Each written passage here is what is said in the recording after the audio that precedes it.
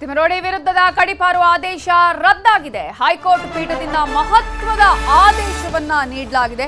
ನ್ಯಾಯಮೂರ್ತಿ ಸೂರಜ್ ಗೋವಿಂದರಾಜು ನೇತೃತ್ವದ ಪೀಠ ಇದೀಗ ಈ ಆದೇಶವನ್ನ ನೀಡಿದ್ದು, ಮಹೇಶ್ ಶೆಟ್ಟಿ ತಿಮರೋಡಿ ವಿರುದ್ಧದ ಗಡೀಪಾರು ಆದೇಶವನ್ನ ರದ್ದುಗೊಳಿಸಲಾಗಿದೆ. ಹೈಕೋರ್ಟ್ ಪೀಠ ಈ ಮಹತ್ವದ ಆದೇಶವನ್ನ ನೀಡಿದ್ದು, ಹೊಸದಾಗಿ ವಿಚಾರಣೆಯನ್ನ ನಡೆಸಿ 15 ದಿನಗಳಲ್ಲಿ ಆದೇಶವನ್ನ ಕೊಡಬೇಕು ಅನ್ನುವ ಸೂಚನೆಯನ್ನ ನೀಡಲಾಗಿದ್ದು, ಸೆಕ್ಷನ್ಗಳೊಂದಿಗೆ ಹೊಸ ಆದೇಶ ಹೊರಡಿಸೋದಕ್ಕೆ ಇದೀಗ ಹೈಕೋರ್ಟ್ನ ಪೀಠ ಸೂಚನೆಯನ್ನ ನೀಡಿದೆ. ಪುತ್ತೂರಿನ ಉಪ ವಿಭಾಗಾಧಿಕಾರಿಗೆ ಹೈಕೋರ್ಟ್ ಸೂಚನೆಯನ್ನ ಕೊಟ್ಟಿದ್ದು, 15 ದಿನಗಳಲ್ಲಿ ಹೊಸದಾಗಿ ವಿಚಾರಣೆ ನಡೆಸಿ ಆದೇಶ ಕೊಡಬೇಕು ಅನ್ನುವ ಸೂಚನೆಯನ್ನ ಹೈಕೋರ್ಟ್ ನೀಡಿದೆ.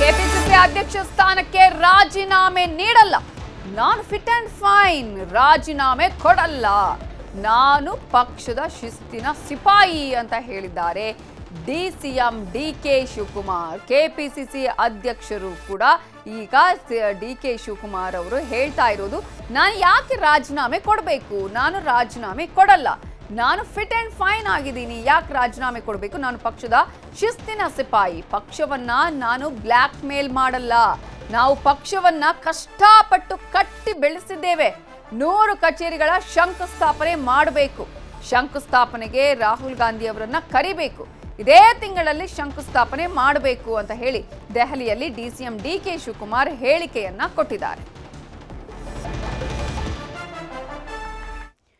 ಇನ್ನು ಮತ್ತೊಂದು ಕಡೆ ಸಂಪುಟದಲ್ಲಿ ಸ್ಥಾನ ಪಡೆಯಲು ಆಕಾಂಕ್ಷಿಗಳು ಸರ್ಕಸ್ ಮಾಡ್ತಾ ಇದ್ದಾರೆ. ವರಿಷ್ಠರ ಭೇಟಿಗೆ ದೆಹಲಿಗೆ ಕೆಲ ಆಕಾಂಕ್ಷಿಗಳು ಪ್ರಯಾಣ ಬೆಳೆಸ್ತಾ ಇದ್ದಾರೆ. ಈಗ ಸಚಿವ ಸಂಪುಟ ಪುನಾರಚನೆ ಆಗತ್ತೆ ಅನ್ನುವ ವಿಚಾರ ಗೊತ್ತಾಗಿದ್ದೇ ತಡ ತಾನು ಕೂಡ ಸಚಿವ ಆಗಬೇಕು ಅಂತ ಹೇಳಿ ಆಕಾಂಕ್ಷಿಗಳು ಲಾಬಿ ಮಾಡೋದಕ್ಕೆ ದೆಹಲಿ ಕಡೆ ಪಯಣವನ್ನ ಬೆಳೆಸ್ತಾ ಇದ್ದಾರೆ. ವರಿಷ್ಠರ ಮೇಲೆ ಒತ್ತಡಕ್ಕೆ ಮುಂದಾಗಿದ್ದಾರೆ ಹಿರಿಯ ಶಾಸಕರು. ಈಗ ಅನೇಕ ಶಾಸಕರುಗಳನ್ನ ಅಂದ್ರೆ ಅವರನ್ನ ಸಚಿವರನ್ನಾಗಿ ಮಾಡುವಂಥದ್ದು. ಈಗ ಯಾರಿದ್ದಾರೆ ಸಚಿವರುಗಳು, ಹಿರಿಯ ಸಚಿವರುಗಳು ಯಾರಿದ್ದಾರೆ, ಹಾಲಿ ಸಚಿವರನ್ನ ಸಂಪುಟದಿಂದ ಕೈ ಬಿಡುವಂತಹ ಅನೇಕ ಸಾಧ್ಯತೆಗಳು ಇಲ್ಲಿ ಇದೆ. ಅದೇ ಕಾರಣಕ್ಕಾಗಿ ಕೆಲ ಸಚಿವರಿಂದಲೂ ಕೂಡ ವರಿಷ್ಠರ ಮೇಲೆ ಒತ್ತಡವನ್ನ ಹೇರಲಾಗ್ತಾ ಇದೆ. ನಮ್ಮನ್ನ ಸಂಪುಟದಿಂದ ಕೈ ಬಿಡಬೇಡಿ ಅಂತ ಹೇಳಿ ವರಿಷ್ಠರ ಮನವೊಲಿಸೋದಕ್ಕೆ ದೆಹಲಿಗೆ ಪ್ರಯಾಣ ಬೆಳೆಸ್ತಿದ್ದಾರೆ. ಸಚಿವರಾದ ಭೈರತಿ ಸುರೇಶ್, ಜಮೀರ್ ಅಹಮದ್ ಖಾನ್ ಈಗಾಗಲೇ ದೆಹಲಿಯಲ್ಲಿದ್ದಾರೆ. ಬಿಕೆ ಹರಿಪ್ರಸಾದ್ ನಿನ್ನೆಯೇ ದೆಹಲಿಗೆ ತೆರಳಿದ್ದಾರೆ. ಅಜಯ್ ಸಿಂಗ್. ಒಟ್ಟಾರೆ ಸಿಎಂ ನಿವಾಸ ಕಾವೇರಿಗೂ ಕೂಡ ಸಚಿವರು ಹಾಗೆಯೇ ಸಚಿವ ಸ್ಥಾನದ ಆಕಾಂಕ್ಷಿಗಳು ದೌಡಾಯಿಸ್ತಾ ಇದ್ದಾರೆ. ಶಾಸಕ ಬಿಆರ್ ಪಾಟೀಲ್, ಸಿಎಂ ಕಾನೂನು ಸಲಹೆಗಾರ ಪೊನ್ನಣ್ಣ, ಶಾಸಕ ವಿಜಯಾನಂದ ಕಾಶಪ್ಪನವರ್, ಸಚಿವರಾದ ಎಚ್.ಸಿ. ಮಹದೇವಪ್ಪ, ಕೃಷ್ಣ ಭೈರೇಗೌಡ, ಶಾಸಕ ಪ್ರದೀಪ್ ಈಶ್ವರ್, ಸರ್ಕಾರದ ಮುಖ್ಯ ಸಚೇತಕ ಅಶೋಕ್ ಪಟ್ಟಣ್, ಶಾಸಕ ಸಂಗಮೇಶ್ ಅವರು ಕೂಡ ಸಿಎಂ ಸಿದ್ದರಾಮಯ್ಯ ಅವರನ್ನ ಭೇಟಿ ಮಾಡಿದ್ದಾರೆ. ಸಂಪುಟ ಪುನಾರಚನೆಗೆ ಹೈಕಮಾಂಡ್ ಗ್ರೀನ್ ಸಿಗ್ನಲ್ ಅನ್ನ ಕೊಟ್ಟಿರುವ ವಿಚಾರಕ್ಕೆ ಸಂಬಂಧಪಟ್ಟ ಹಾಗೆ ಸಿಎಂ ಭೇಟಿಯಾಗಿ ಮತ್ತೆ ಮಂತ್ರಿ ಸ್ಥಾನಕ್ಕೆ ಡಿಮ್ಯಾಂಡ್ ಅನ್ನ ಇಟ್ಟಿದ್ದಾರೆ ಕೆಎನ್ ರಾಜಣ್ಣ. ಸಿಎಂ ದೆಹಲಿ ಪ್ರಯಾಣಕ್ಕೂ ಮುನ್ನ ಅವರನ್ನ ಭೇಟಿ ಮಾಡಿದ್ದಾರೆ, ಅವ್ರ ಜೊತೆ ಚರ್ಚೆ ಮಾಡಿದ್ದಾರೆ. ಕಾವೇರಿ ನಿವಾಸದಲ್ಲಿ ಭೇಟಿಯಾಗಿ ಸಿಎಂ ಸಿದ್ದರಾಮಯ್ಯ ಅವರ ಜೊತೆಗೆ ಇದರ ಬಗ್ಗೆ ಮಾತುಕತೆಯನ್ನ ಮಾಡಿದ್ದಾರೆ. ಮತ್ತೆ ಸಂಪುಟಕ್ಕೆ ಸೇರಿಸಿಕೊಳ್ಳಿ ನನ್ನನ್ನ ಅಂತ ಹೇಳಿ ಕೆಎನ್ ರಾಜಣ್ಣ ಮನವಿಯನ್ನ ಮಾಡಿಕೊಂಡಿದ್ದಾರೆ. ಇದರ ಬಗ್ಗೆ ವರಿಷ್ಠರ ಜೊತೆ ನೀವು ಮಾತಾಡಬೇಕು ಅಂತ ಹೇಳಿ ರಾಜಣ್ಣ ಸಿದ್ದರಾಮಯ್ಯ ಅವರ ಬಳಿ ಮನವಿಯನ್ನ ಮಾಡಿಕೊಂಡಿದ್ದಾರೆ. ಸದ್ಯ ಖರ್ಗೆ ಅಂಗಳದಲ್ಲಿದೆ ಕ್ಯಾಬಿನೆಟ್ ಸರ್ಜರಿ ವಿಚಾರ. ಈಗ ಸಿದ್ದರಾಮಯ್ಯ ಅವರನ್ನ ಮೀಟ್ ಮಾಡ್ತಾರೆ. ಆಗ ಯಾವ ತೀರ್ಮಾನವನ್ನ ತೆಗೆದುಕೊಳ್ತಾರೆ, ಯಾವಾಗ ಸಂಪುಟ ಪುನಾರಚನೆ ಆಗತ್ತೆ, ಯಾರ್ಯಾರನ್ನ ಸೇರಿಸಿಕೊಳ್ಬೇಕು, ಯಾರನ್ನ ಸಂಪುಟದಿಂದ ಕೈ ಬಿಡಬೇಕು ಅನ್ನೋದರ ಕುರಿತಾಗಿಯೂ ಚರ್ಚೆ ಆಗುವ ಸಾಧ್ಯತೆ ಇದೆ. ಇವತ್ತಿನ ಮಲ್ಲಿಕಾರ್ಜುನ ಖರ್ಗೆ ಹಾಗೆಯೇ ಸಿದ್ದರಾಮಯ್ಯ ಅವರ ಮೀಟಿಂಗ್ ಇದೆಯಲ್ಲ, ಇದು ಬಹಳ ಮಹತ್ವವನ್ನ ಪಡೆದುಕೊಂಡಿದೆ. ಕಲಬುರಗಿಯಲ್ಲಿ ಈಗ ಮತ್ತೆ ಕಬ್ಬು ಬೆಳೆಗಾರರ ಕಿಚ್ಚು ಜಾಸ್ತಿಯಾಗಿದೆ. ಜಿಲ್ಲಾಡಳಿತ, ಸಕ್ಕರೆ ಕಾರ್ಖಾನೆಗಳ ವಿರುದ್ಧ ಪ್ರತಿಭಟನೆಯನ್ನ ಮಾಡಲಾಗ್ತಾ ಇದೆ. ಕೊಟ್ಟ ಮಾತು ತಪ್ಪಿದ್ದಾರೆ ಅಂತ ಹೇಳಿ ರೈತರು ಆಕ್ರೋಶವನ್ನ ವ್ಯಕ್ತಪಡಿಸ್ತಾ ಇದ್ದಾರೆ. ಜಿಲ್ಲಾಡಳಿತ, ಸಕ್ಕರೆ ಕಾರ್ಖಾನೆಗಳ ವಿರುದ್ಧ ಆಕ್ರೋಶವನ್ನ ವ್ಯಕ್ತಪಡಿಸಿ ಪ್ರತಿಭಟನೆಯನ್ನ ರೈತರು ಮಾಡ್ತಾ ಇದ್ದಾರೆ. ಟನ್ ಕಬ್ಬಿಗೆ 3160 ರೂಪಾಯಿ ಕೊಡ್ತೀವಿ ಅಂತ ಭರವಸೆ ಕೊಟ್ಟಿದ್ರು. ಆದ್ರೆ ಭರವಸೆ ಕೊಟ್ಟ 2-3 ದಿನಗಳಲ್ಲೇ ಉಲ್ಟಾ ಹೊಡೆದಿದ್ದಾರೆ ಅಂತ ಹೇಳಿ ರೈತರು ಇದೀಗ ಆಕ್ರೋಶವನ್ನ ವ್ಯಕ್ತಪಡಿಸಿ ಪ್ರತಿಭಟನೆಯನ್ನ ಮಾಡ್ತಾ ಇದ್ದಾರೆ.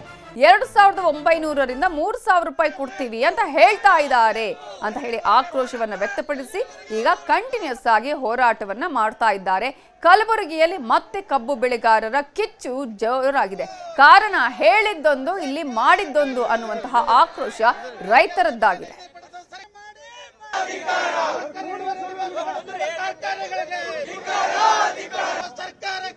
ಬೆಳಗಾವಿ ಬಾಗಲಕೋಟೆ ಏನು 3,200 ರೂಪಾಯಿ 300 ರೂಪಾಯಿ ಹಿಡ್ಕೊಂಡು ಏನು ರೇಟ್ ನಿಗದಿ ಆಗ್ಯದ. ನಮ್ಮ ಗುಲ್ಬರ್ಗ ಜಿಲ್ಲೆನ ಆಗಬೇಕಾಗಿತ್ತು. ಯಾಕಂತಂದ್ರೆ ಮೊನ್ನೆ ಪ್ರಿಯಾಂಕ ಖರ್ಗೆ ಸಾಹೇಬರು ಏನೋ ಒಂದು ಇಲ್ಲಿ ಮೀಟಿಂಗ್ ಕರೆದು ಯಾರು ರೈತರಿಗೂ ಕರೆದಿಲ್ಲ. ಅವರು DC ಅವರು ಮಂತ್ರಿಯವರು ಕಲಿತು ಒಂದು ರೈತರ ಸಭೆ ಮಾಡಬೇಕಾಗಿತ್ತು. ಸಭೆ ಮಾಡಲಾರ್ದೆ ಅವರೇ ಒಂದು ರೈತ, ಯಾಕಂದ್ರೆ ಬೆಳೆದವ್ರು ನಾವಿದ್ದೀವಿ, ಅವ್ರು ಎಲ್ಲೇ ಕೂತು ಎಲ್ಲೇ ಒಂದು ರೇಟ್ ಫಿಕ್ಸ್ ಮಾಡ್ತಾರಂತಂದ್ರೆ ಅಲ್ಲಿದು ಇದು ಏನು ಇದ್ದಿದ್ದು ಹೊಣೆಗಾರ ಜಿಲ್ಲಾ ಆಡಳಿತ ಮತ್ತು ನಮ್ಮ ಉಸ್ತುವಾರಿ ಮಂತ್ರಿ ಅಂತ ನಾವು ಹೇಳ್ತೀವಿ. ಇದು ಎಲ್ಲಿಗೆ ಬರ್ತದೆ ಅಂತಂದ್ರೆ ಈಗ ನಾವು ರೋಡಿಗೆ ಇಳಿತೀವಿ. DC ಆಫೀಸ್ ಮುಂದೆ ಮುತ್ತಿಗೆ ಹಾಕಬೇಕಂತ ಇನ್ನೂ ಪ್ರಯತ್ನ ಇದು ಇವತ್ತಿನ ಒಂದೇ ದಿನ ಅಲ್ಲಿದು. ಬೆಳಗಾವಿ ಬಾಗಲಕೋಟೆ ತಿಮರೋಡಿ ವಿರುದ್ಧದ ಗಡೀಪಾರು ಆದೇಶ ರದ್ದಾಗಿದೆ. ಹೈಕೋರ್ಟ್ ಪೀಠದಿಂದ ಮಹತ್ವದ ಆದೇಶವನ್ನ ನೀಡಲಾಗಿದೆ. ನ್ಯಾಯಮೂರ್ತಿ ಸೂರಜ್ ಗೋವಿಂದರಾಜು ನೇತೃತ್ವದ ಪೀಠ ಇದೀಗ ಈ ಆದೇಶವನ್ನ ನೀಡಿದ್ದು, ಮಹೇಶ್ ಶೆಟ್ಟಿ ತಿಮರೋಡಿ ವಿರುದ್ಧದ ಗಡೀಪಾರು ಆದೇಶವನ್ನ ರದ್ದುಗೊಳಿಸಲಾಗಿದೆ. ಹೈಕೋರ್ಟ್ ಪೀಠ ಈ ಮಹತ್ವದ ಆದೇಶವನ್ನ ನೀಡಿದ್ದು, ಹೊಸದಾಗಿ ವಿಚಾರಣೆಯನ್ನ ನಡೆಸಿ 15 ದಿನಗಳಲ್ಲಿ ಆದೇಶವನ್ನ ಕೊಡಬೇಕು ಅನ್ನುವ ಸೂಚನೆಯನ್ನ ನೀಡಲಾಗಿದ್ದು, ಸೆಕ್ಷನ್ಗಳೊಂದಿಗೆ ಹೊಸ ಆದೇಶ ಹೊರಡಿಸೋದಕ್ಕೆ ಇದೀಗ ಹೈಕೋರ್ಟ್ನ ಪೀಠ ಸೂಚನೆಯನ್ನ ನೀಡಿದೆ.